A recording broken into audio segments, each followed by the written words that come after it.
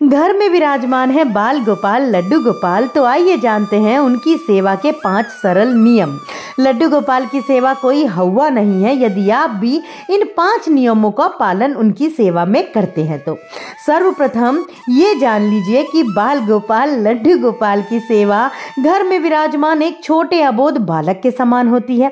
जिस प्रकार से हम 6 महीने से भी कोमल बच्चे की सेवा मौसम के हिसाब से करते हैं, सर्दियाँ आती हैं तो उनको अच्छे से उड़ाना, उनको उसी प्रकार से भोग लगाना, और गर्मियाँ आ जाती हैं तो उनको गर्मियों से बचाना, तो इसी प्रकार से हमें बाल गोपाल की भी सेवा करनी होती है। जिसमें पहला नियम आ जाता है, लड्डू गोपाल को सुबह आप जल्दी जगाएं।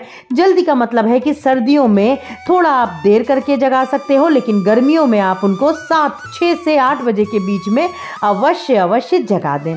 जगाने के बाद में आप उनको बाल भोग, क्योंकि लाला छोटे हैं उनको भूख भी बहुत लगती है, आप उनको बाल भोग अवश्य लगाएं। बाल भोग में आप उनको मेवे का भोग पवा सकते हो, मिष्ठान का भोग पवा सकते हो, और थोड़ा सा हल्का सा गुनगुना दूध भी अवश्य पवाएं। उसके बाद थोड़ा रुकने के बाद में आपको बाल गोपाल को स्नान कराना है।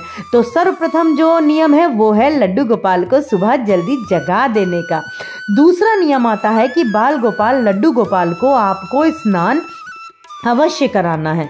आप मौसम के हिसाब से उनको स्नान भी करवाएंगे। सर्दियों में हल्के गुनगुने पानी से स्नान होता है, वहीं गर्मियों में ठंडे पानी से बाल गोपाल का स्नान करवाएं। आप स्नान चंदन से भी करा सकते हैं। थोड़े से पुष्प डाल करके आप लड्डू गोपाल को सुबह स्नान करवाएं और उनको सुंदर पुष्पों से, वस्त्रों से, उनके जो सुंदर सुंदर आभूषण है उससे सुसज्जित जरूर करें। तो दूसरा नियम हो जाता है बाल गोपाल को स्नान कराने का।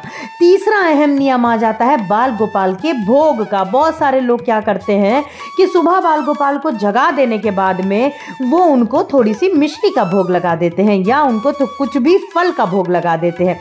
लेकिन लड्डू गोपाल यदि घर में विराजमान है तो 4 से 5 बार भोग अवश्य लगाएं। भले ही आप अपने किचन में, रसोई में नहीं भोग बना पा रहे हैं तो उनको मिष्ठान का भोग, उनको मेवे का भोग, आप उनके लिए लड्डू बना के रख सकते हो, भोग प्रसादी बना के तैयार करके भी रख सकते हो, जो कि 3-4 दिन की उसकी अवधि पर्याप्त है। तो बाल गोपाल के भोग का भी आपको बहुत ख्याल रखना है।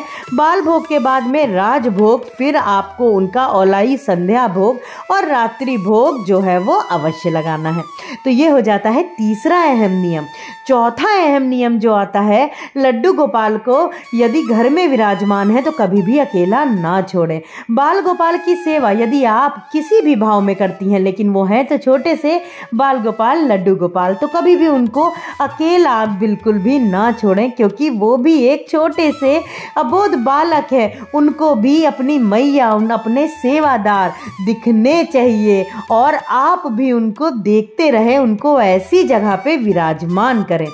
तीसरे नियम के बाद में आ जाता है चौथा अहम नियम, जो कि है बाल गोपाल लड्डू गोपाल यदि आपके घर में विराजमान है तो उनको घर में एक कोने पे मत स्थापित कर दीजिए कि आप बस शौक के लिए लड्डू गोपाल को ले आए और आपने उनको घर के एक कोने में विराजमान कर दिया है।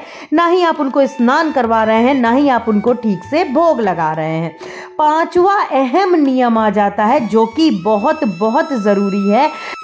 लड्डू गोपाल को रात्रि में शयन अवश्य कराएं। ये गलती बिल्कुल भी ना करें कि आप लाला को ना शयन करवा रहे हैं, ना ठीक से आप उनका समय निर्धारित करके उनको शयन करा रहे हैं, और ना ही उनको सुबह जल्दी जगा रहे हैं।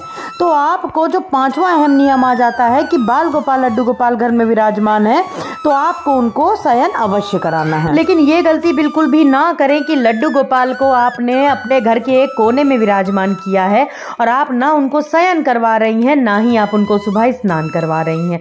लड्डू गोपाल के सेवा के ये 5 सरल नियम मैंने आपके साथ में साझा किए हैं। आपको बहुत ज़्यादा हवा की ज़रूरत नहीं है कि आपको ये ऐसा करना है, आपको लड्डू गोपाल को इसी चीज़ का भोग लगाना है। जी नहीं, आप बिल्कुल साधारण प्रकार से लाला की सेवा करिए, लेकिन बाल गोपाल लड्डू गोपाल को आप रात्रि में शयन अवश्य कराएं। सुबह उनको जरूर एक समय निर्धारित कर लें, उस समय जगाएं, और इन बातों का खास ध्यान रखें जो 5 नियम मैंने आपके साथ में साझा करे हैं। तो आज के लिए बस इतना ही। मिलते हैं अपने दूसरे व्लॉग में बहुत जल्दी। आशा करती हूँ आप लोगों को अपने प्रश्नों के उत्तर अवश्य मिले होंगे। हरी बोल।